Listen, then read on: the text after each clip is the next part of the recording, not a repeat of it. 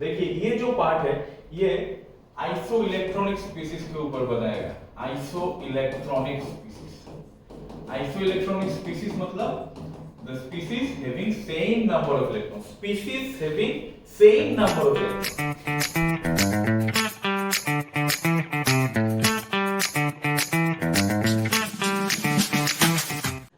Hello students, आज हम लोग पीरियोडिक क्लासिफिकेशन चैप्टर का पार्ट 2 वीडियो लेकर आ गए हैं आप लोगों के लिए।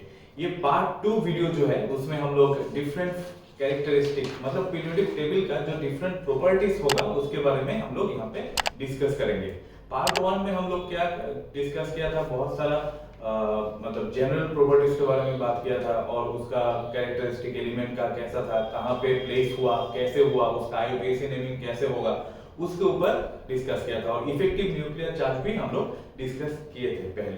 आज क्या होगा, आज इसी क्लास में हम लोग डिस्कस करेंगे जो फिजिकल वेरिएशन होता है, जैसे साइज बोलिए या फिर उसका ionization energy, electronegativity, effective nuclear charge तो पहले ही कर दिया, फिर इलेक्ट्रॉन एफिनिटी कैसे इंक्रीज होता है और ये होता क्या है, और उसके ऊपर हम लोग एमसीक्यू भी प्रैक्टिस करने वाले हैं। और जेई और नीट वाले तो जरूर ये वीडियो एंड तक देखना, तो आप लोगों को ये वीडियो बहुत फायदेमंद होने वाला है। तो चलिए देख लेते हैं पहला जो टॉपिक है यहाँ पे, साइज मतलब एटॉमिक साइज के ऊपर। एटॉमिक साइज या फिर आयोनिक साइज कैसे इंक्रीज और डिक्रीज होता है और ये कैसे मतलब वेरिएशन क्या है और एक्सेप्शन भी क्या होता है इसमें।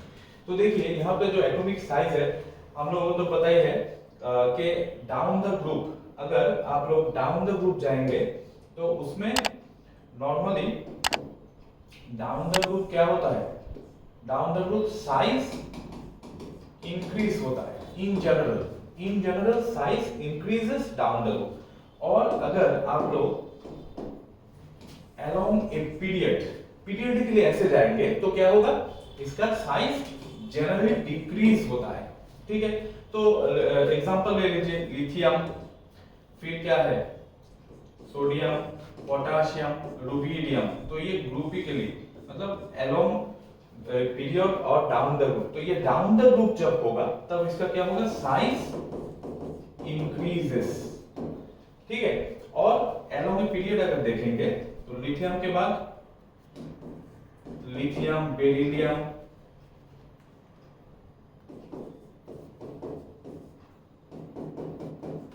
ऐसे है मतलब lithium, beryllium, boron, carbon, nitrogen, oxygen, fluorine, neon. तो इसमें क्या होता है, इसमें ऐसे लेफ्ट टू राइट जाएंगे तो इसका साइज डिक्रीज होता जाएगा। ठीक है, तो इसका रीजन क्या है। ठीक है, तो ये होता है एक्चुअली इतना तक, फ्लोरीन तक, मतलब ग्रुप 17 तक होता है। अगर ग्रुप 18 के बाद किया गया तो कैसे क्या होगा, 18 में मैक्सिमम नंबर ऑफ शेल मतलब मैक्सिमम नंबर ऑफ इलेक्ट्रॉन रहता है, स्टेबल इलेक्ट्रॉनिक कॉन्फ़िगरेशन होता है, इसलिए इसमें क्या होता है, इसका रेडियस सबसे ज्यादा होता है। और एक बात देखिए,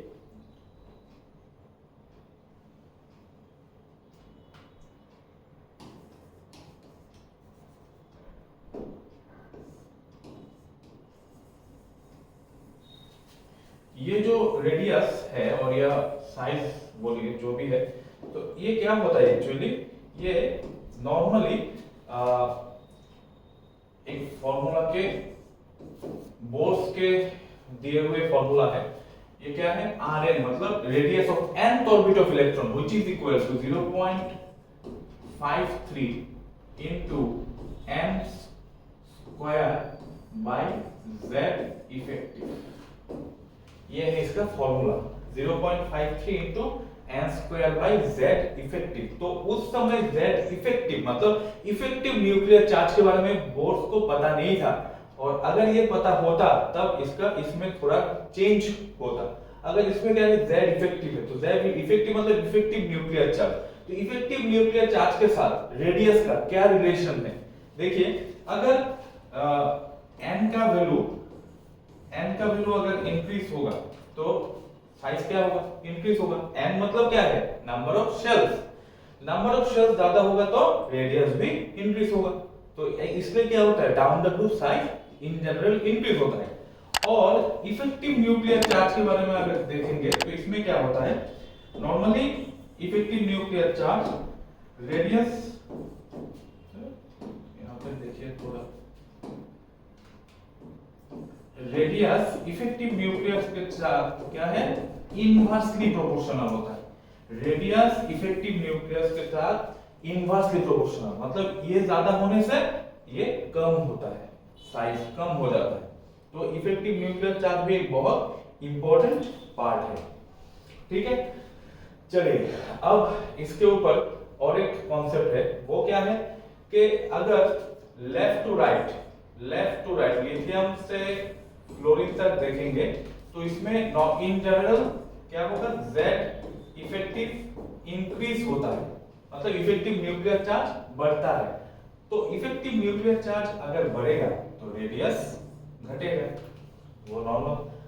और नियॉन में क्या होगा, नियॉन में ये है नोबेल गैस, तो इसमें maximum number of electron, stable electronic configuration होने के कारण इसका स्टेबिलिटी ज्यादा है और इसका रेडियस भी सबसे बड़ा होता है। अब देखिए नेक्स्ट, यहाँ पे हम लोग और एक पार्ट भी डिस्कस करेंगे। यहाँ पे एक एमसीक्यू है, ये भी हम लोग जरूर प्रैक्टिस करेंगे। तो उसके पहले और एक बात देखिए, एक्सेप्शन के बारे में मैंने बोला था उस समय आप लोगों को। एक्सेप्शन क्या है, देखिए पहले नॉर्मली अगर आप लोग देखेंगे लिथियम, सोडियम, पोटेशियम, फिर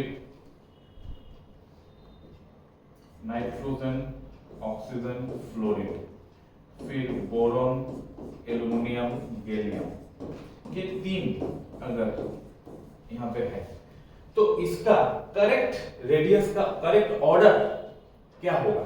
तो करेक्ट ऑर्डर इसमें क्या होगा, ये तो नॉर्मली है, इसमें क्या है, ये जो first one lithium, sodium, potassium, हाँ इससे क्या है, Z इफेक्टिव वैल्यू कम होगा तो इसका इफेक्टिव न्यूक्लियर चार्ज कम होता जाएगा तो रेडियस बढ़ेगा। इसमें क्या होगा, इसमें अगर देखेंगे तो साइज ऐसे करके रेडियस नॉर्मली आप लोग लिख सकते हैं। अगर बोरॉन, एल्युमिनियम और गैलियम की बात किया जाए तो यहाँ पे क्या है, इसमें थोड़ा एबनॉर्मलिटीज है एल्युमिनियम और गैलियम के बीच। एल्युमिनियम और गैलियम के बीच क्या एबनॉर्मलिटी है, इसको देखिए। एल्युमिनियम का इलेक्ट्रॉनिक कॉन्फ़िगरेशन क्या है, 13 के लिए 3s2 3p1, और गैलियम का क्या है 31, उसमें होगा 4s2 4p1। ऐसा है इसका इलेक्ट्रॉनिक कॉन्फ़िगरेशन। अब इसमें क्या होता है, इसमें 3d वैकेंट 3d किसमें है, एल्युमिनियम में, ठीक है, 1s2 2s2 2p6 3s2 3p1। तो इसमें वैकेंट 3d होता है और इसमें 3d कंप्लीट है ऑलरेडी, किसमें, गैलियम में। गैलियम में ऑलरेडी 3d कंप्लीट है। आप लोगों को पता ही है स्पिनिंग इफेक्ट जो है, स्पिनिंग इफेक्ट किसको कहते हैं, जो शील्डिंग इफेक्ट, मतलब न्यूक्लियस की इफेक्ट से जो शेल में जो इलेक्ट्रॉन होता है वो न्यूक्लियस की इफेक्ट से खुद को बचा लेना। तो इसके ऑर्डर क्या होगा, S, P, D और F। तो ध्यान देने का बात क्या है कि D और F का स्क्रीनिंग इफेक्ट सबसे कम है। D और F का स्क्रीनिंग इफेक्ट बहुत कम है, इसलिए क्या है, गैलियम में क्या होता है 3D तो है पहले, तो वो क्या होगा, उसका खुद का इलेक्ट्रॉन कवर अप नहीं कर पाएगा। तो खुद का इलेक्ट्रॉन अगर कवर अप नहीं होगा तो इलेक्ट्रॉन न्यूक्लियस क्या करेगा, लास्ट शेल मतलब 4p से एक इलेक्ट्रॉन खुद के तरफ खींच के लेके आएगा, तो रेडियस कॉन्ट्रैक्ट हो जाएगा। मतलब इसमें कौन सा, एल्युमिनियम और गैलियम में एल्युमिनियम बड़ा होगा, ठीक है, एल्युमिनियम के साइज बड़ा होगा। एल्युमिनियम में ऐसा कुछ होता नहीं है क्योंकि 2d तो एग्जिस्ट होता नहीं है इसलिए, ठीक है। चलिए नेक्स्ट एमसीक्यू कर लेते हैं इसके ऊपर।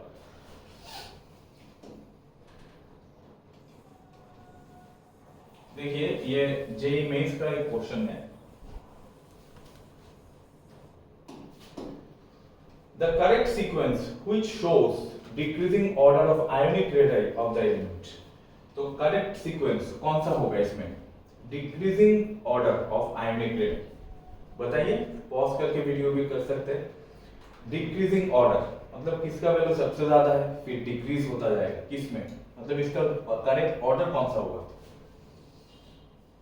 देखिए ये जो पार्ट है ये आइसो इलेक्ट्रॉनिक स्पीशीज के ऊपर बनाएगा। Iso electronic species, iso electronic species मतलब the species having same number of electrons, species having same number of electrons।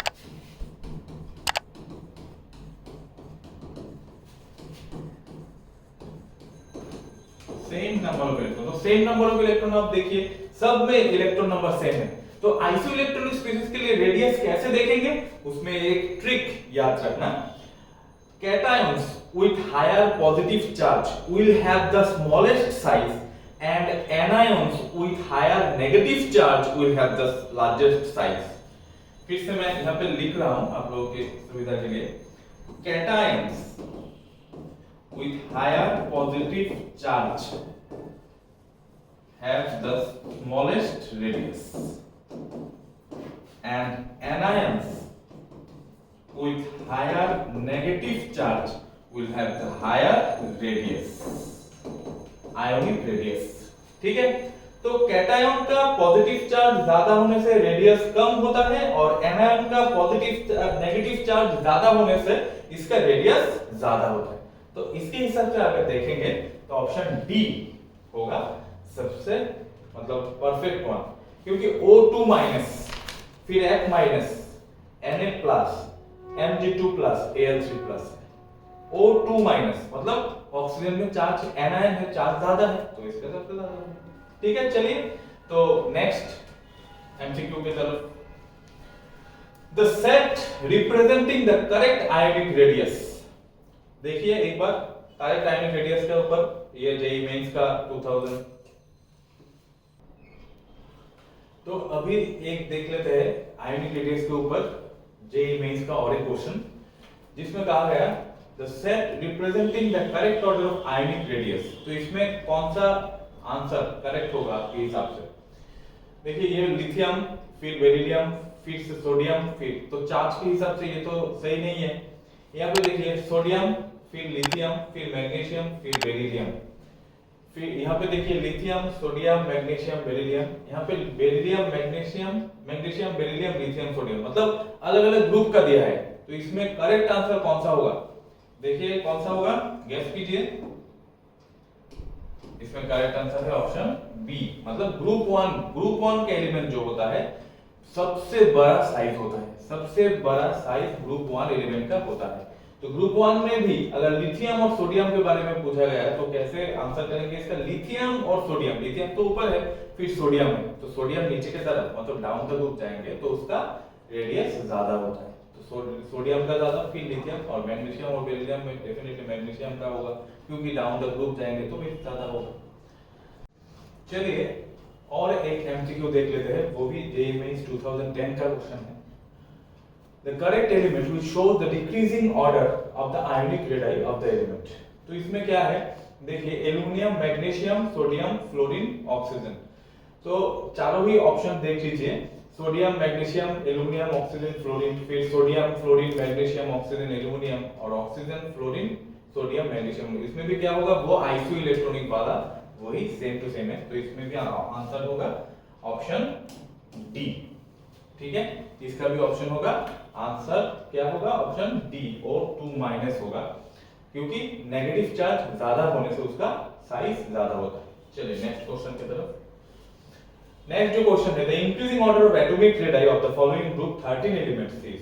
हाँ, इसमें ये जो जेईई एडवांस का क्वेश्चन है और ये नीट में भी पूछा गया है, बहुत ही इंपॉर्टेंट और इंटरेस्टिंग क्वेश्चन भी है जो मैंने डिस्कस किया था उस समय। तो एल्युमिनियम और गैलियम के बीच किसका ज्यादा होगा एटॉमिक रेडियस, एल्युमिनियम और गैलियम के बीच एटॉमिक रेडियस किसका ज्यादा होता है। इन जनरली एटॉमिक रेडियस ज्यादा होगा एल्युमिनियम का, क्योंकि गैलियम में स्क्रीनिंग इफेक्ट की बजाय उसका रेडियस कम हो जाता है। ठीक है, तो इसमें क्या होगा, देखिए करेक्ट ऑप्शन होगा ऑप्शन बी, एल्युमिनियम सबसे मतलब गैलियम से ज्यादा, फिर थेरियम सबसे ज्यादा, इंडियम फिर एल्युमिनियम फिर गैलियम। क्योंकि देखिए ग्रुप 13 एलिमेंट का क्या क्या होता है, ग्रुप 13 एलिमेंट में बोरॉन एल्युमिनियम गैलियम इंडियम फिर थेलियम। तो नीचे की तरफ यहाँ पे क्या होता है, यहाँ पे इंक्रीज होता है क्योंकि थेलियम का साइज सबसे ज्यादा है, इफेक्टिव न्यूक्लियर चार्ज कम होता है, इसलिए इसका डाउन द ग्रुप ज्यादा होता है। चलिए नेक्स्ट एमसीक्यू की तरफ। नेक्स्ट जो एमसीक्यू है वो भी रेडियस के ऊपर ही है, जे मेंस 2020 का है। उसमें क्या है, उसमें देखिए करेक्ट ऑर्डर ऑफ रेडियस। तो करेक्ट ऑर्डर ऑफ रेडियस आप लोग खुद ही कर सकते हो, बहुत ही इंपॉर्टेंट है और इजी भी है। वही आइसोलेटेड के ऊपर देखिए एल्युमिनियम सबसे ज्यादा होगा क्योंकि इसका क्या है, सबसे कम होगा क्योंकि ये कैटायन है और कैटायन का चार्ज ज्यादा होने से उसका क्या होगा, रेडियस कम होता है। तो उसके हिसाब से सबसे मतलब कम होगा एल्युमिनियम, फिर मैग्नीशियम, फिर सोडियम, फिर fluorine, oxygen, nitrogen. Next topic जो है आयोनाइजेशन एनर्जी। ठीक है, तो आयोनाइजेशन एनर्जी बहुत ही एक इंपॉर्टेंट टॉपिक है आप लोगों के लिए। तो आयोनाइजेशन एनर्जी किसको कहते हैं, तो देखिए यहाँ पे मैं एक्सप्लेन कर रहा हूँ इलैबोरेटली। यहाँ पे क्या है, यहाँ पे न्यूक्लियस है। तो न्यूक्लियस में क्या क्या रहता है, प्रोटॉन और न्यूट्रॉन रहता है। फिर यहाँ पे फर्स्ट शेल, यहाँ पे एन के शेल है, फिर एल, फिर एम, फिर एन। तो यहाँ पे n इक्वल टू क्या है 1, यहाँ पे n इक्वल टू 2, यहाँ पे n इक्वल टू 3 और यहाँ पे n इक्वल टू 4। तो न्यूक्लियस से डिस्टेंस इंक्रीज हो रहा है, ठीक है। लास्ट शेल में सबसे ज्यादा है डिस्टेंस, फिर इसमें डिस्टेंस थोड़ा कम है, इसमें डिस्टेंस और भी कम है और इसमें सबसे कम है डिस्टेंस, ठीक है। अब आयोनाइजेशन एनर्जी किसको कहते हैं, आयोनाइज करने के बाद, आयोनाइजेशन मतलब आयोनाइज होगा। तो आयोनाइज होगा, सपोज ए कोई भी एक एलिमेंट है, तो उस ए जो है ना उससे इलेक्ट्रॉन निकाल लेना, मतलब ए प्लस गैसियस स्टेट में ऐसे, तो ऐसे इलेक्ट्रॉन इससे क्या हो गया, निकल गया। तो इलेक्ट्रॉन निकाल के फिर कैटायन बनाना, तो ये जो फॉर्मेशन और ये जो सिस्टम है, तो इसमें जो एनर्जी चाहिए उसको कहते हैं आयोनाइजेशन एनर्जी। मतलब आयन फॉर्मेशन करने के लिए, मतलब आयन फॉर्म होने के लिए जितना एनर्जी चाहिए होता है, और लास्ट शेल से लूजली बॉन्डेड जो इलेक्ट्रॉन है उसको एलिमिनेट करने के लिए, हटाने के लिए जो मिनिमम एनर्जी चाहिए होता है उसको कहते हैं आयोनाइजेशन एनर्जी। तो आयोनाइजेशन एनर्जी कैसे डिफाइन किया जाता है, कैसे डेफिनेशन तो मैंने बोल ही दिया, कैसे एक्सप्रेस किया जाता है मैथमेटिकली, वो देखिए। En equal to 13.6 into Z effective square by n square eV per atom, ये है इसका यूनिट। तो ये फॉर्मूला यूज करके आप लोग energy of nth orbit of electron निकाल सकते हैं। तो इसमें क्या है, इफेक्टिव न्यूक्लियर के साथ, इफेक्टिव न्यूक्लियर चार्ज के साथ ये जो एनर्जी डायरेक्टली प्रोपोर्शनल है। तो क्या है, इफेक्टिव न्यूक्लियर के साथ ये जो एनर्जी, इफेक्टिव न्यूक्लियर चार्ज के साथ ये एनर्जी डायरेक्टली प्रोपोर्शनल, और n के साथ मतलब नंबर ऑफ शेल के साथ, इसके स्क्वायर के साथ क्या होगा, इनवर्सली प्रोपोर्शनल। मतलब नंबर ऑफ शेल ज्यादा होगा तो आयोनाइजेशन एनर्जी कम होगा, और नंबर ऑफ शेल कम होगा तो आयोनाइजेशन एनर्जी ज्यादा होगा, और इफेक्टिव न्यूक्लियर चार्ज ज्यादा होगा तो आयोनाइजेशन एनर्जी भी ज्यादा होता है। तो देखिए इसमें आप लोग नोट डाउन कर लीजिए, फिर पॉज करके वीडियो ये नोट डाउन कर लीजिए। नेक्स्ट देख लेते हैं।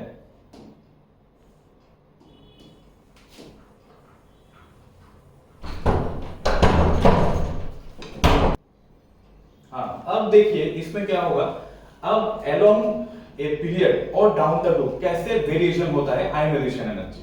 तो देखिए नॉर्मली डाउन द ग्रुप क्या होगा, आयोनाइजेशन एनर्जी डिक्रीज होता है, ठीक है, क्योंकि शेल इंक्रीज हो रहा है और इफेक्टिव न्यूक्लियर चार्ज क्या हो रहा है, इफेक्टिव न्यूक्लियर चार्ज कम हो रहा है। शेल इंक्रीज हो रहा है, बढ़ रहा है, और इफेक्टिव न्यूक्लियर चार्ज डिक्रीज हो रहा है, और अलोंग ए पीरियड क्या होगा, आयोनाइजेशन एनर्जी इंक्रीज होगा, ठीक है। इसमें इंक्रीज होता है क्योंकि साइज छोटा होता है, शेल एक एक मतलब शेल का कोई मतलब इंक्रीज नहीं होता है, और इफेक्टिव न्यूक्लियर चार्ज ज्यादा होता है, इसलिए ये भी ज्यादा होता है। तो नॉर्मली इन जनरल वो तो सही है, मतलब नॉर्मली क्या होगा, lithium, sodium, potassium, rubidium, caesium ऐसे देखेंगे तो इसमें क्या होता है, इसमें डाउन द ग्रुप जाएंगे तो इसमें ionization energy in general normally क्या होगा, डिक्रीज होगा, क्योंकि ये जो साइज इंक्रीज हो रहा है, शेल इंक्रीज हो रहा है, तो शेल इंक्रीज होने के साथ ही डिक्रीज होता है नॉर्मली, और इफेक्टिव न्यूक्लियर चार्ज इससे कम होता है। और एरो में पीरियड अगर देखेंगे तो इसमें क्या होगा, देखिए यहाँ पे लिथियम, फिर बेरिलियम,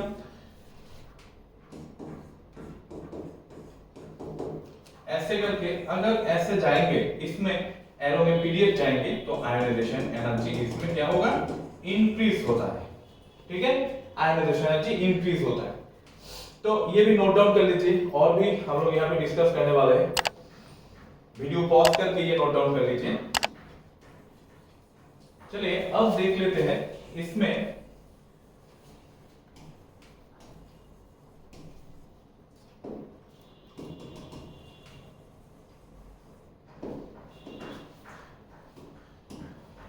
क्या होगा, देखिए नॉर्मली तो ये डिक्रीज और इंक्रीज मैंने बोल दिया। अब आयोनाइजेशन एनर्जी तीन, मतलब IE1, IE2 और IE3, ये तीन आयोनाइजेशन एनर्जी जो है ये हम लोग कंसीडर करने वाले हैं, IE1, IE2 और IE3। और I1, I2, I3 जो है इसमें कैसे करेंगे, वेरिएशन कैसे होगा, देखिए I1 और I2 को लेकर एक एग्जांपल मैं आप लोगों को दे रहा हूं। सपोज नाइट्रोजन और ऑक्सीजन, नाइट्रोजन और ऑक्सीजन, तो इन दोनों के बीच क्या है, नाइट्रोजन का इलेक्ट्रॉनिक कॉन्फ़िगरेशन और ऑक्सीजन का इलेक्ट्रॉनिक कॉन्फ़िगरेशन देखिए। इसमें क्या होता है, नाइट्रोजन में 1:2, 2:2, 2p3, और ऑक्सीजन में 1:2, 2:2, 2p4। मतलब नाइट्रोजन के समय अगर यहाँ पे देखेंगे, नाइट्रोजन के समय क्या होता है, यहाँ पे 2p में जो है, 2p में 3 ही इलेक्ट्रॉन है, और ऑक्सीजन के समय यहाँ पे 2p में कितना इलेक्ट्रॉन है, 1, 2, 3 और 4 इलेक्ट्रॉन होता है। नाइट्रोजन के समय यहाँ पे 3, मतलब हाफ फील्ड इलेक्ट्रॉनिक कॉन्फ़िगरेशन। तो और एक बात इसमें जुड़ गया कि आयोनाइजेशन एनर्जी इलेक्ट्रॉनिक कॉन्फ़िगरेशन के ऊपर भी डिपेंड करता है। अगर हाफ फील्ड इलेक्ट्रॉनिक कॉन्फ़िगरेशन होगा या फिर स्टेबल इलेक्ट्रॉनिक कॉन्फ़िगरेशन होगा, तब उसमें क्या है, उसमें आयोनाइजेशन एनर्जी भी ज्यादा होता है। ठीक है, तो देखिए नाइट्रोजन का तो यहाँ पे तो आप लोग ये तो क्लियर बात हो गया कि यहाँ पे 3 इलेक्ट्रॉन है और यहाँ पे 4 इलेक्ट्रॉन है, तो 3 इलेक्ट्रॉन से इलेक्ट्रॉन निकालना टफ होगा, और 4 इलेक्ट्रॉन होगा तो इससे इलेक्ट्रॉन निकालना आसान होगा। तो अगर ऐसे होगा तो आयोनाइजेशन एनर्जी मतलब IE1 नाइट्रोजन का ज्यादा होता है और ऑक्सीजन का कम होता है। अब देखिए अगर इलेक्ट्रॉन निकल गया, मतलब एक एक इलेक्ट्रॉन यहां से हट गया, तो क्या होगा इसका, इलेक्ट्रॉन निकालने के बाद यहां पे क्या होगा, देखिए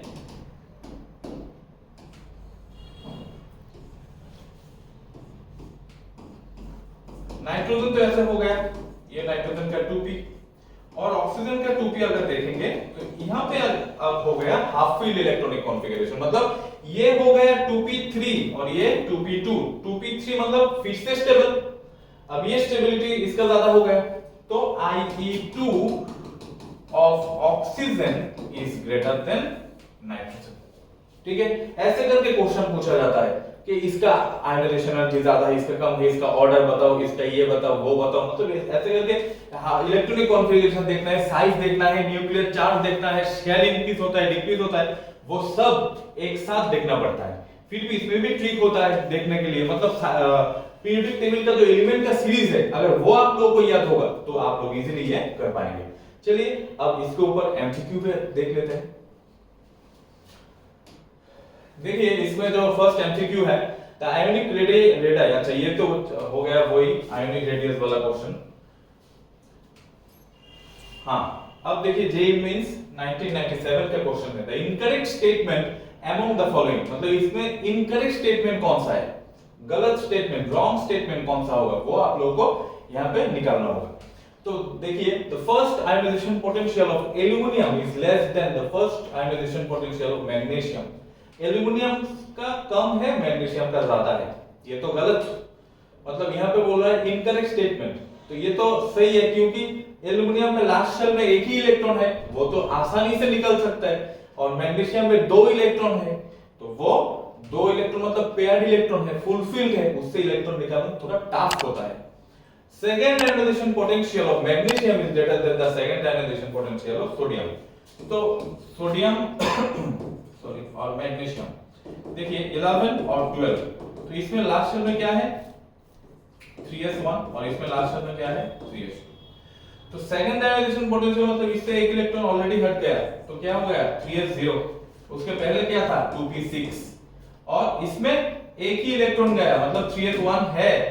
अब आप लोग बताइए इससे मतलब किससे इलेक्ट्रॉन हटाना इजी होगा?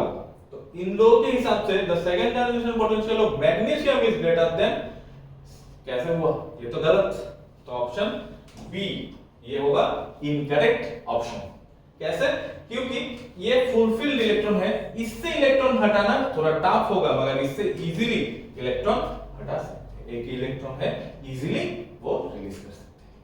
चलिए नेक्स्ट एमसीक्यू के बाद, Which of the following atom has the highest fast ionization enthalpy?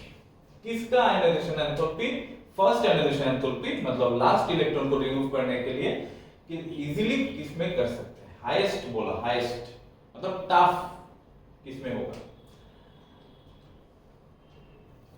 देखिए ये जो है सोडियम, पोटेशियम, रुबिडियम, ये सब ग्रुप 1 का है। सेलेनियम, सेलेनियम तो ग्रुप 1 का नहीं है। ऑक्सीजन, सल्फर, सेलेनियम तो मतलब ग्रुप 16 का है। तो अगर ग्रुप 16 का होगा तो इससे फर्स्ट आयोनाइजेशन एंथैल्पी ग्रुप 16 का इलेक्ट्रॉनिक कॉन्फ़िगरेशन क्या है? NH2 NP4। तो ऑक्सीजन, सल्फर, सेलेनियम मतलब इसमें है 2s2 2p4, इसमें है 3s2 3p4, फिर इसमें है 4s2 4p4। तो ये तीनों में किसका इलेक्ट्रॉन मतलब इजीली निकल नहीं सकते? Highest first ionization enthalpy definitely selenium का ही होगा। ठीक है, चलिए अब नेक्स्ट एमसीक्यू की तरफ देख लेते हैं। Which of the following represent the correct order of increasing first ionization enthalpy? ये भी जेईई मेंस का क्वेश्चन है और नीट में भी ऐसा क्वेश्चन ही पूछा जाता है। तो फर्स्ट आयोनाइजेशन एंथैल्पी का करेक्ट ऑर्डर कौन सा होगा? देखिए sulphur, selenium, calcium, barium, argon, फिर barium, calcium, selenium, sulphur, argon, फिर calcium, barium, sulphur, selenium, argon, फिर कैल्शियम, सल्फर, बेरियम, सेलेनियम। मतलब ऐसे कैसे देखना है? इसमें देखिए अगर लेफ्ट टू राइट जाएंगे तो आयोनाइजेशन एंथैल्पी ज्यादा होता है। तो इसका जो करेक्ट ऑर्डर है लेफ्ट टू राइट जाने का, ये करेक्ट कौन सा है? Option B. ऑप्शन बी होगा करेक्ट ऑर्डर, क्योंकि लेफ्ट टू राइट अगर जाएंगे तो यही करेक्ट ऑर्डर है। और लेफ्ट टू राइट में भी मतलब देख सकते हैं कैल्शियम और बेरियम में ये ग्रुप 2 का है, तो नीचे की तरफ जाएंगे तो इसका कम होता है, कैल्शियम तो ऊपर है तो इसका आयोनाइजेशन भी ज्यादा होगा, इसलिए ये ऑर्डर है करेक्ट ऑर्डर। चलिए next, that increasing order of the first ionization enthalpy of the element lower first is मतलब फर्स्ट वन जो होगा वो लोएस्ट होगा, ऐसे करके ऑर्डर बनाया गया। तो अब बताइए इसमें करेक्ट आंसर कौन सा होगा? ये देख के बताइए, गेस कीजिए। Increasing order of first ionization enthalpy, ये भी किसके ऊपर डिपेंड करेगा? ये भी डिपेंड करेगा इलेक्ट्रॉनिक कॉन्फ़िगरेशन के हिसाब से। तो इलेक्ट्रॉनिक कॉन्फ़िगरेशन के हिसाब से अगर देखेंगे या फिर आप लोग वो भी देख सकते हैं मतलब left to right, left to right ये है करेक्ट ऑर्डर। बोरॉन 13, फिर सल्फर 16, फिर यहाँ पे देखिए 15 और 16 ग्रुप में एक मतलब दिक्कत क्या है? 15 और 16 में ग्रुप 15 का जो इलेक्ट्रॉनिक कॉन्फ़िगरेशन है वो क्या है? NH2 NP3, और ग्रुप 16 का जो इलेक्ट्रॉनिक कॉन्फ़िगरेशन है वो है NH2 NP4।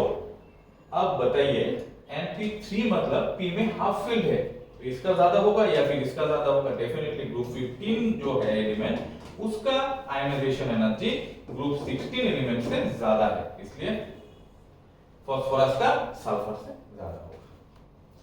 चलिए next, the first successive ionization enthalpies of an element, दे दिया 4 वैल्यूज।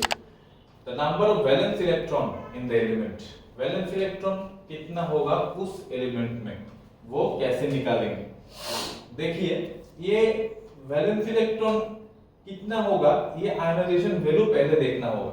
देखिए फर्स्ट आयोनाइजेशन एनर्जी का वैल्यू क्या है, 800 है, कम। फिर इससे देखिए कितना 3 टाइम्स ज्यादा है, ये इससे 3 टाइम्स ज्यादा, और इससे भी क्या कितना टाइम ज्यादा है, लगभग 4.5 टाइम्स ज्यादा है, और इससे ये बहुत ही ज्यादा और ये सबसे ज्यादा। तो देखिए इसका आंसर होगा 4। कैसे कैसे कि ये जो लास्ट शेल में 4 वैलेंस इलेक्ट्रॉन होगा तो वो इलेक्ट्रॉन ऐसे भी हो सकता है,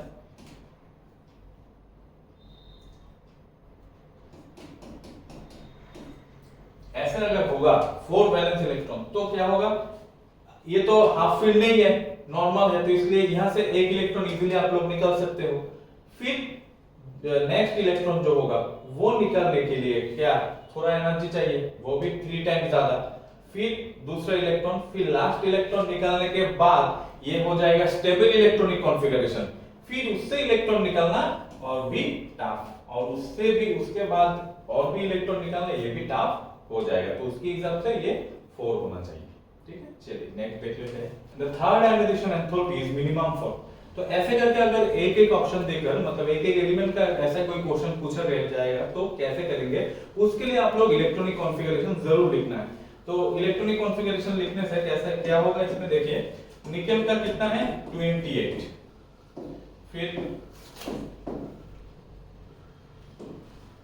कोबाल्ट का 27, फिर मैंगनीज का 25 और आयरन का 26 होता है। तो इसमें क्या है 28 होगा तो 3d8, इसमें 3d7, इसमें 3d5 और इसमें 3d6। थर्ड आयोनाइजेशन मतलब 2 इलेक्ट्रॉन निकलने के बाद, देखिए यहाँ पे d, ये भी d, ये भी d और ये भी d इलेक्ट्रॉन। तो d इलेक्ट्रॉन अगर देखेंगे तो देखिए इसमें 8, 1 2 3 4 5 6 7 8, इसमें 1 2 3 4 5 6 7, इसमें 1 2 3 4 5 और इसमें 1 2 3 4 5 6।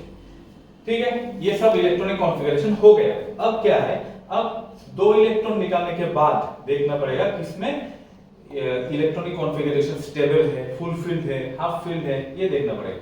तो देखिए यहाँ पे आयरन से एक इलेक्ट्रॉन अगर निकालेंगे, सपोज ऐसे है, तो क्या है इलेक्ट्रॉनिक कॉन्फ़िगरेशन मतलब हाफ फील्ड होगा। तो क्वेश्चन देखना पड़ेगा, मिनिमम पूछा गया, नॉट मैक्सिमम, मिनिमम मतलब लोएस्ट किसका होगा। दूसरा इलेक्ट्रॉन निकालने के बाद ऐसा था, अब यहां से ये इलेक्ट्रॉन भी निकल गया। ठीक है, तो 2 इलेक्ट्रॉन निकल गया। 2 इलेक्ट्रॉन निकालने के बाद यहाँ पे फाइनली क्या रहा, यहां से भी एक नहीं है और यहां से भी नहीं है, तो ये 3 है, मतलब ऐसा है 1 6 था, 1 2 3 4 है। ठीक है, और ये भी खाली है लास्ट में। तो 4 इलेक्ट्रॉन होगा तो इससे इलेक्ट्रॉन इजीली आप लोग निकल सकते हैं, मतलब इसका आयोनाइजेशन एनर्जी सबसे कम होगा। ठीक है, चलिए नेक्स्ट, ये आप लोग स्क्रीनशॉट ले लीजिए और इसका सेकंड और फर्स्ट आयोनाइजेशन एनर्जी का वेरिएशन देखना पड़ेगा। देख के मतलब आइडिया हो जाएगा प्रैक्टिस करने से कि फर्स्ट और सेकंड आयोनाइजेशन एनर्जी के बीच किसका ज्यादा होगा। ठीक है, और कमेंट बॉक्स में जरूर बताएंगे कि इसका करेक्ट आंसर कौन सा है। चलिए नेक्स्ट देखिए, नेक्स्ट जो टॉपिक, ये भी और एक इंपॉर्टेंट टॉपिक है, electron affinity and electron gain enthalpy. Electron affinity मतलब इलेक्ट्रॉन की तरफ अट्रैक्शन, ठीक है, अट्रैक्टिव टेंडेंसी टुवर्ड्स इलेक्ट्रॉन, और इलेक्ट्रॉन गेन एंथैल्पी मतलब इलेक्ट्रॉन गेन करने के बाद जो एनर्जी निकालते हैं, मतलब एनर्जी एक्सचेंज कैसे होता है, इलेक्ट्रॉन एक्सेप्ट किया, गेन किया, फिर जो एनर्जी इवॉल्व होता है उसको कहते हैं इलेक्ट्रॉन गेन एंथैल्पी। तो देखिए इसमें इनकमिंग इलेक्ट्रॉन जो है, यहाँ पे देखिए 2 ड्रॉ किया गया, बिगर एटम और इनर इलेक्ट्रॉन। बिगर एटम किसके लिए हुआ, ये देखिए ये जो इलेक्ट्रॉन का पार्ट है बिगर एटम के लिए और स्मॉलर एटम के लिए। स्मॉलर एटम मतलब ये इसका साइज छोटा है, न्यूक्लियस के पास है, और इसका साइज बड़ा है, इलेक्ट्रॉन न्यूक्लियस से ज्यादा है। आप लोगों को तो पता ही है, न्यूक्लियस इलेक्ट्रॉन से ज्यादा डिस्टेंस में जाएगा तो उसका एनर्जी क्या होगा, ज्यादा होगा। इलेक्ट्रॉन और न्यूक्लियस साथ में रहेगा, मतलब नजदीक रहेगा, साथ में तो नहीं रह सकते, नजदीक रहेगा अगर, तो उसका एनर्जी, इलेक्ट्रॉन का एनर्जी कम होता है, और डिस्टेंस ज्यादा होने से इलेक्ट्रॉन का एनर्जी ज्यादा होता है। तो इसमें क्या दिखाएगा, लास्ट शेल में ये जो न्यूक्लियस है यहाँ पे, ये तो क्या है न्यूक्लियस, न्यूक्लियस में इनकमिंग इलेक्ट्रॉन, लास्ट शेल में इलेक्ट्रॉन एंटर हो रहा है, और इनर इलेक्ट्रॉन यहाँ पे क्या है, इनर इलेक्ट्रॉन भी है बीच में। तो इलेक्ट्रॉन अगर अट्रैक्ट करेगा तो अट्रैक्ट करने के बाद स्टेबल इलेक्ट्रॉनिक कॉन्फ़िगरेशन के लिए तो अट्रैक्ट करेगा। तो यहाँ पे कितने इलेक्ट्रॉन है, 1 2 3 4 5 6 7, मतलब 7 इलेक्ट्रॉन्स ऑलरेडी है जो हैलोजेंस का होता है। सपोज फ्लोरीन का कितना है 9, लास्ट में 1s2 2s2 2p5, मतलब 7 इलेक्ट्रॉन है। कितना चाहिए स्टेबल इलेक्ट्रॉनिक कॉन्फ़िगरेशन पाने के लिए, 8, मतलब 1 इलेक्ट्रॉन चाहिए। तो 1 इलेक्ट्रॉन बाहर से जो खींच के लाता है, ये लाने का जो टेंडेंसी उसको कहते हैं क्या, इलेक्ट्रॉन एफिनिटी। और बिगर एटम मतलब इलेक्ट्रॉन गेन, बिगर एटम के लिए इलेक्ट्रॉन गेन करने के बाद जो एनर्जी रिलीज होगा उसको इलेक्ट्रॉन गेन एंथैल्पी कहेंगे। तो देखिए ये जो दे दिया यहाँ पे, इसमें पीरियोडिक टेबल में क्या होता है, ऐसे इंक्रीजेस इलेक्ट्रॉन एफिनिटी, इसमें जाएंगे तो इंक्रीज होता है, इसमें भी क्या है इंक्रीज होता है, ठीक है। तो साइज छोटा होने से इंक्रीज होता है, और नीचे की तरफ जाएंगे तो इसमें डिक्रीज होता है। ऊपर की तरफ इंक्रीज होता है, नीचे की तरफ मतलब डाउन द ग्रुप अगर जाएंगे, in general down the group जाएंगे तो इलेक्ट्रॉन एफिनिटी क्या है, इसमें डिक्रीज होता है। और अलोंग ए पीरियड ऐसे नहीं, एक्चुअली ये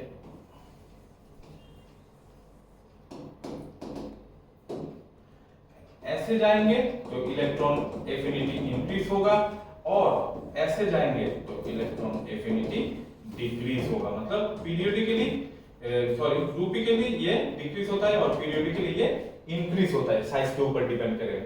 तो देखिए नेक्स्ट पेज में देख लेते हैं। देखिए factors affecting electron affinity, the nuclear charge. First क्या है, nuclear charge. The more positively charged nucleus is, the greater is the attractive force between nucleus and electron. Nucleus charge ज्यादा होगा तो क्या होगा, न्यूक्लियस और इलेक्ट्रॉन के बीच फोर्स ऑफ अट्रैक्शन भी ज्यादा होगा। As a result, atoms with more positive nuclear charges tend to have higher electron affinities. Next, the number, देखिए यहाँ पे the number of valence electrons, valence electron के ऊपर भी ये डिपेंड करेगा। Atoms with fewer valence electrons relative to their total number of electrons tend to have higher affinities because they can fill their valence shells by adding just 1 or 2 electron। मतलब 1 और 2 electron add करके ये configuration complete हो जाएगा। इसलिए electron ज्यादा होगा तो उसमें क्या होगा, खींचने का टेंडेंसी भी ज्यादा होगा। नेक्स्ट इलेक्ट्रॉन रिपल्शन, देखिए ऑलरेडी इलेक्ट्रॉन रिपल्शन है, फाइट ज्यादा है, तो उसका इलेक्ट्रॉन खींचने का टेंडेंसी होगा, नहीं होगा।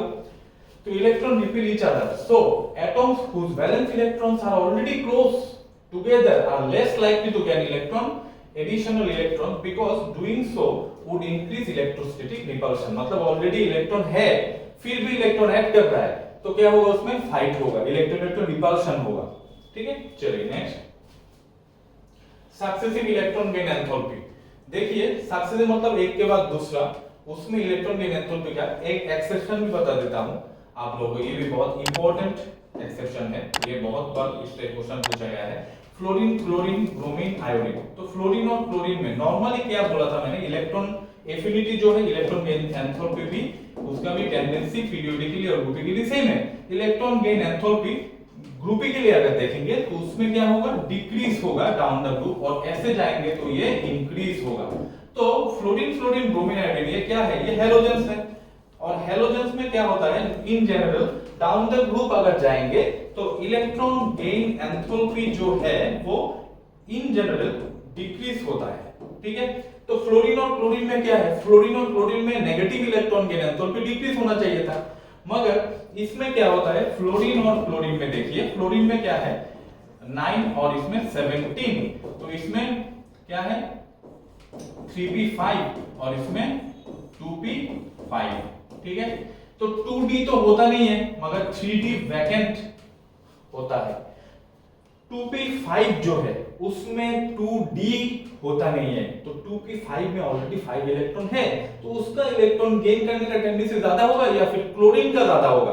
तो नॉर्मल कॉन्सेप्ट पे क्या है, 2d अगर ऐसा होता नहीं है मगर 2p होता है, इसलिए p इलेक्ट्रॉन उतना खींचेगा नहीं मगर क्लोरीन इलेक्ट्रॉन खींच सकता है, क्योंकि इसमें वैकेंट 3d और इलेक्ट्रॉन है, 3d ऑर्बिटल है जिसमें इलेक्ट्रॉन क्या कर सकते हैं, एकोमोडेट कर सकता है। इसलिए क्लोरीन का negative electron gain enthalpy fluorine से क्या होगा, ज्यादा होगा। ये बहुत इंपॉर्टेंट एक्सेप्शन भी है और ये क्वेश्चन बहुत बार पूछा भी गया है, तो ये नोट डाउन जरूर कर लेना, ये स्क्रीनशॉट भी ले सकते हैं।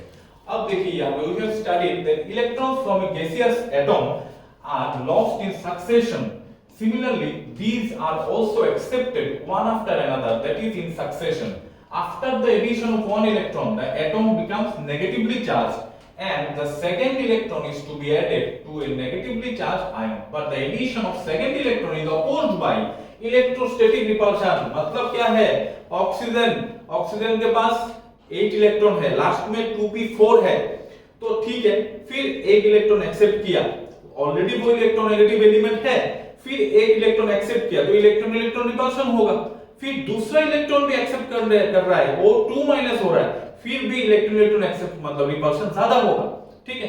तो वही बता रहा है, negatively charge second electron to be added negatively charge, but the addition of second electron is opposed by the electrostatic repulsion and hence that energy has to be supplied for the addition of second electron. thus the second electron gain enthalpy of element is positive। first electron मतलब first electron जो accept मतलब किया जाता है तब वो कोई भी एलिमेंट द्वारा, वो क्या है, वो नेगेटिव होता है, मगर वो एक्सेप्ट करने के बाद सेकेंड जो इलेक्ट्रॉन, वो ऑलरेडी इलेक्ट्रॉन एक्सेप्ट करके नेगेटिवली चार्ज हो गया, फिर सेकेंड इलेक्ट्रॉन एक्सेप्ट करने के लिए उसका क्या है, इलेक्ट्रॉन रिपल्शन होगा, फाइटिंग होगा, फिर वो पॉजिटिव वैल्यू दिखाएगा इलेक्ट्रॉन गेन एंथैल्पी के लिए। तो वही एक एग्जांपल देखिए, when an electron is added to oxygen atom to form O- ion, ठीक है, ये O- आयन है, energy is released, but when another electron is added O- ion to form O2-, the energy is absorbed to overcome the strong electrostatic repulsion between the negatively charged O- and the second electron to be added. Thus first electron gain enthalpy is negative but the second electron gain enthalpy is positive, ठीक है। चलिए next, ये किसके ऊपर depend करेगा, ये atomic size के ऊपर डिपेंड करेगा। देखिए atomic size, as the size of an atom increases the distance between its nucleus and incoming electron also increases and electron gain enthalpy becomes less negative। Next nuclear charge ज्यादा होगा तो force of attraction भी ज्यादा होगा, फिर incoming electron के ऊपर nucleus का चार्ज भी ज्यादा होगा और वो वैल्यू क्या होगा, नेगेटिव ज्यादा होगा। फिर symmetry of the electronic configuration, मतलब atoms with symmetrical configuration full filled हो सकता है या फिर हाफ फिल्ड हो सकता है, do not have any urge to take up extra electron because of their electronic configuration will become unstable. मतलब ज्यादा इलेक्ट्रॉन एक्सेप्ट नहीं कर पाएगा, क्यों, स्टेबिलिटी ब्रेक डाउन हो जाएगा, स्टेबिलिटी मेंटेन करने के लिए उसका उतना ही इलेक्ट्रॉन एक्सेस गेन करना चाहिए, ठीक। चलिए अब देख लेते हैं इलेक्ट्रोनेगेटिविटी, और एक टॉपिक, ये भी इंपॉर्टेंट टॉपिक, लास्ट टॉपिक और छोटा एक टॉपिक है वो डायगोनल रिलेशनशिप। तो देखिए इलेक्ट्रोनेगेटिविटी मतलब कोई भी सपोज A और B के बीच, देखिए यहाँ पे A और B दो एलिमेंट है और दोनों के बीच एक बॉन्ड फॉर्मेशन हुआ। अब A और B ये दोनों के बीच किसका इलेक्ट्रोनेगेटिविटी, एक का तो इलेक्ट्रोनेगेटिविटी ज्यादा होना चाहिए, सपोज B का इलेक्ट्रोनेगेटिविटी ज्यादा है तो वो क्या करेगा, उसके खुद के तरफ इलेक्ट्रॉन खींच के लेके आएगा, फिर क्या हो जाएगा, A के ऊपर पॉजिटिवली चार्ज और B के ऊपर नेगेटिवली चार्ज आ जाएगा, तो एक हो जाएगा कैटायन और एक हो जाएगा एनायन। तो ये इलेक्ट्रोनेगेटिविटी मतलब कोई भी शेयर्ड पेयर जो इलेक्ट्रॉन है, जो बॉन्ड फॉर्मेशन होने के बाद शेयर्ड पेयर इलेक्ट्रॉन को खुद के तरफ खींचने का जो टेंडेंसी है उसको कहते हैं इलेक्ट्रोनेगेटिविटी। देखिए quantitative measure of the ability of an atom in a chemical compound to attract shared electrons to itself is called electronegativity. तो देखिए ये इन जनरल दे दिया गया है यहाँ पे, ये इसमें क्या बताया गया, आयन इलेक्ट्रॉन गेन एंथैल्पी इसमें इंक्रीज होता है, ये भी इंक्रीज होता है। Non metallic character, metallic character decrease, electronegativity ऊपर की तरफ इंक्रीज, आयनिक रेडियस नीचे की तरफ इंक्रीज। ये स्क्रीनशॉट ले सकते हैं, ये आप लोगों के लिए आसान होगा। ये स्क्रीनशॉट लेने के बाद ये कॉपी में भी लिख लीजिए। फिर देखिए ionization energy, ionization enthalpy and electron gain enthalpy is not measurable quantity. However, a number of numerical scales are there. बहुत सारा स्केल है, पॉलिंग स्केल है, Mulliken Jaffe scale, Alfred Rochow scale have been developed. The electronegativity of any given element is not constant. It varies depending on the element to which it is bound. मतलब कौन सा element added है उसके ऊपर depend करता है। तो देखिए पीरियोडिक ट्रेंड्स नॉर्मली वही क्या होगा, एलोंग ए पीरियड ये डिक्रीज होता है, सॉरी इंक्रीज होता है। Along a period electronegativity increase होता है और down the group electronegativity decrease होता है। ये इन जनरल टर्म है, डाउन द ग्रुप डिक्रीजिंग और एलोंग ए पीरियड इंक्रीजिंग। तो मेटेलिक कैरेक्टर देखिए decrease along a period maximum on the extreme left, non-metallic character increases along a period, basic nature of oxides decreases from left to right in a period, acidic nature of oxide increases from left to right in a period। ये बहुत ही important part है, ये आप लोग जरूर इसका screenshot ले लीजिए।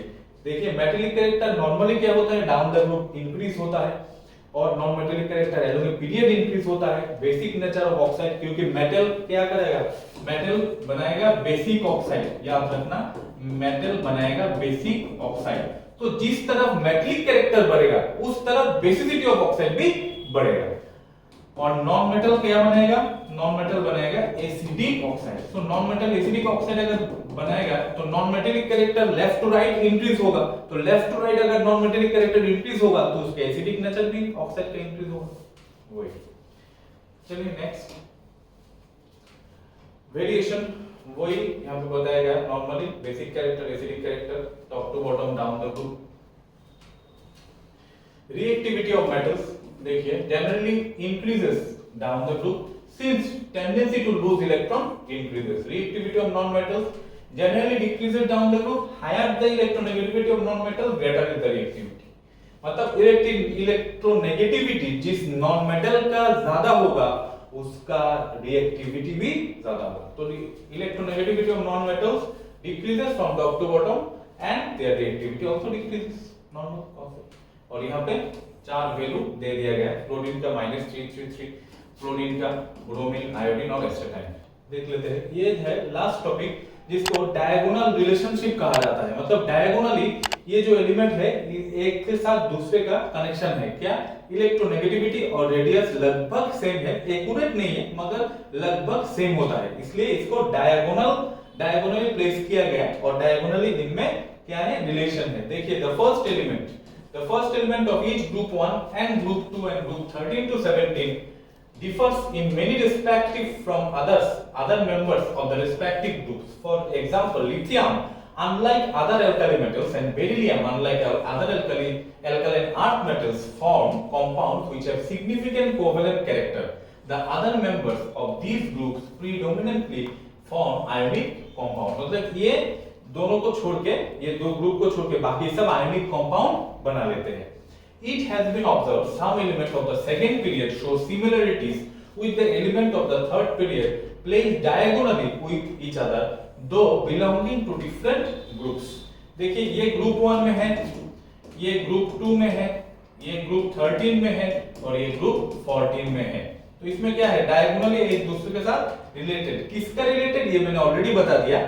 तो इसको कहते हैं डायगोनल रिलेशनशिप, इसको कहते हैं डायगोनल रिलेशनशिप। इससे बहुत बार नीट में, जेई में क्वेश्चन पूछा गया कि इसके साथ किसका डायगोनल रिलेशनशिप है और इसके साथ किसका प्रॉपर्टीज का सिमिलरिटी है, ऐसा करके क्वेश्चन बहुत बार पूछा गया है। ठीक है, चलिए अब देख लेते हैं इंफॉर्मेशन। देखिए सम इंपॉर्टेंट फैक्ट्स, ये आप लोग नोट डाउन कर लीजिए पॉज करके वीडियो, या फिर आप लोग इसमें स्क्रीनशॉट भी ले सकते हैं। ये इंफॉर्मेटिव बेस्ड है, मतलब इलेक्ट्रोनेगेटिविटी सबसे कम किसका है, हाईएस्ट किसका है, आयनाइजेशन पोटेंशियल किसका ज्यादा है, किसका कम है, इसके ऊपर पूरा ये बनाया गया है सिर्फ आप लोगों के लिए। ये नोट डाउन कर लीजिए। पॉज करके या फिर स्क्रीनशॉट लेके एक एक करके मैं दिखा रहा हूं। नेक्स्ट,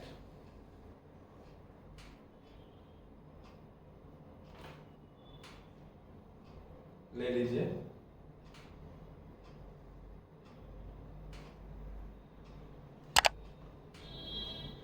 इसका भी ले सकते हैं। नेक्स्ट, सब मतलब पूरा इंफॉर्मेटिव, मतलब इससे ही क्वेश्चन ज्यादा पूछा जाता है। चलिए अब लास्ट में एकदम हम लोग इस वीडियो का लास्ट पार्ट या एंड में नीट का क्वेश्चंस, मतलब नीट में आया है ऐसा 3-4 क्वेश्चन हम लोग प्रैक्टिस करेंगे। बाकी तो आप लोगों को पता है ये क्वेश्चन कैसे पूछा जाता है। तो फिर भी देखिए यहाँ पे 2021 नीट का question, from the following pairs of ion which one is not an isoelectronic, मतलब आइसोइलेक्ट्रॉनिक किस कौन सा नहीं है इसमें। तो देखिए इसमें आइसोइलेक्ट्रॉनिक नहीं कौन सा है, तो ये भी तो आइसोइलेक्ट्रॉनिक है, मैंगनीज 25 और Fe 26। तो ये मैंगनीज 25 2+ बताया, मतलब यहाँ पे 23 हो गया, और यहाँ पे 3+ बताया, ये भी 23, मतलब दोनों आइसोइलेक्ट्रॉनिक है। मगर ऑप्शन डी होगा करेक्ट आंसर। क्यों? क्योंकि Fe2+ में और FeMn2+, Fe2+ में हो जाएगा 24 इलेक्ट्रॉन, इसमें हो जाएगा 24 इलेक्ट्रॉन, और इसमें हो जाएगा 23 इलेक्ट्रॉन। 2+ और 2+ अगर देखेंगे तो ये है, ये क्या है, नॉन आइसोइलेक्ट्रॉनिक, मतलब ये आइसोइलेक्ट्रॉनिक पेयर नहीं है।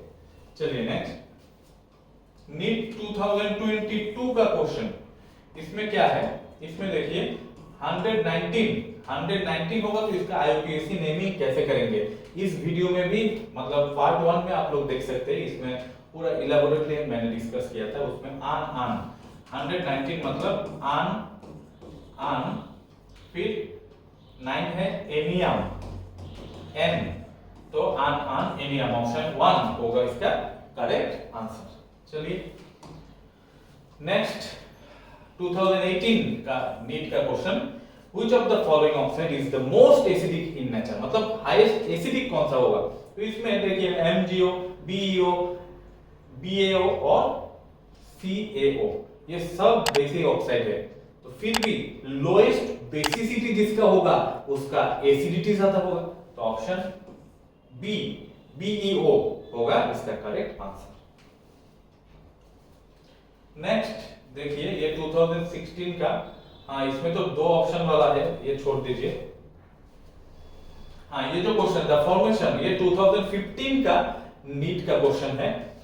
The formation of oxide ions O2- from oxygen atom requires first an exothermic then an endothermic. ये दो दिया गया यहाँ पे, O+ इलेक्ट्रॉन O-, ये डेरेफ का वैल्यू है, फिर O- इलेक्ट्रॉन एक्सेप्ट करके O2-। देखिए मैंने उस समय एग्जांपल में, मतलब मैंने जब डिस्कस कर रहा था इलेक्ट्रॉन गेन एंथैल्पी, उसमें मैंने बताया था पहला वाला क्या होता है, नेगेटिव इलेक्ट्रॉन गेन एंथैल्पी, और दूसरा जो second electron gain enthalpy positive होता है। देखिए आप लोगों के सामने ही है ये नीट का question.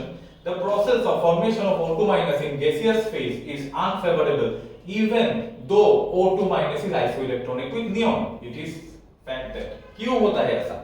O- ion has comparatively smaller size than oxygen atom, नहीं।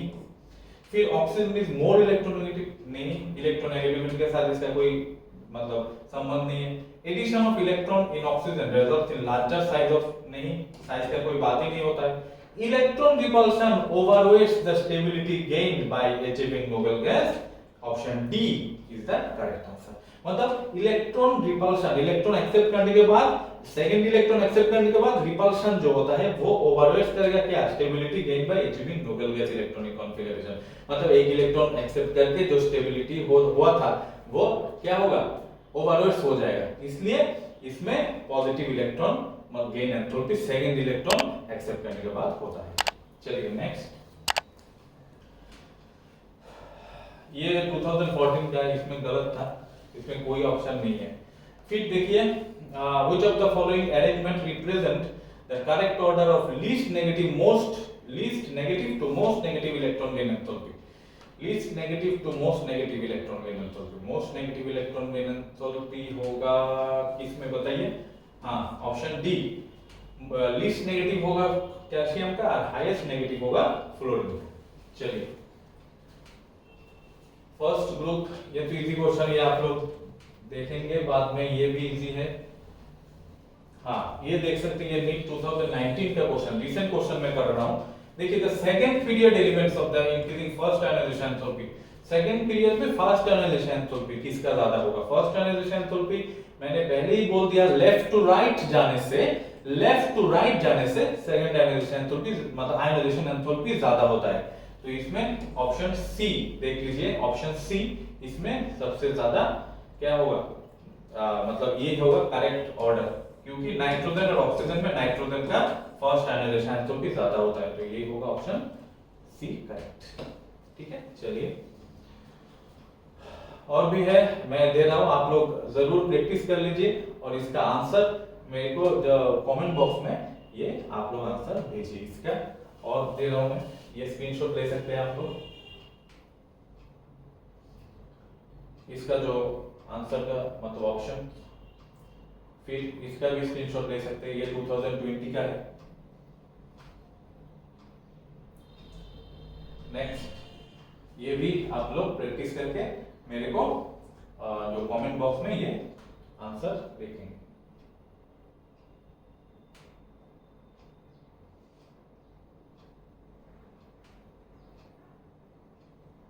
ये भी लिख लीजिए। Thank you. इतना मैंने पीरियोडिक क्लासिफिकेशन चैप्टर का मतलब नीट और जेईई मेंस के लिए जितना हो सके मैंने इस पार्ट 1 और पार्ट 2 दोनों वीडियो मिला के एक्सप्लेन किया।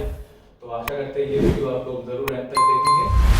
Thank you everyone and thanks for watching.